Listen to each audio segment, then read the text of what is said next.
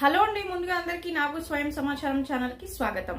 ఈ రోజు మన మనీ మంత్ర విషయంలో ఏ విషయం గురించి అయితే చర్చించబోతున్నాను అంటే, కొందరు వ్యాపారవేత్తలు వాళ్ళ వ్యాపారం మంచిగా వృద్ధి అవ్వాలి, జనాకర్షణ ధనాకర్షణ మంచిగా కలగాలి, డబ్బు ఎల్లవేళలా వాళ్ళ దగ్గర నిలవాలి అంటే ఈ చిన్న టిప్ ని పాటించినట్టయితే గనక వాళ్ళకి మంచిగా డబ్బు అనేది రావడం జరుగుతుంది. జనాకర్షణ ధనాకర్షణ కూడా కలుగుతుంది వ్యాపార రీత్యా. అలాగే మన మాటే నెగ్గాలి అని కూడా అనుకుంటూ ఉంటారు. అలాంటప్పుడు ఏంటంటే వాళ్ళు మాట్లాడే మాటే ఎదుటి వాళ్ళకి సరి అనిపించాలి, ఓకే అనిపించాలి.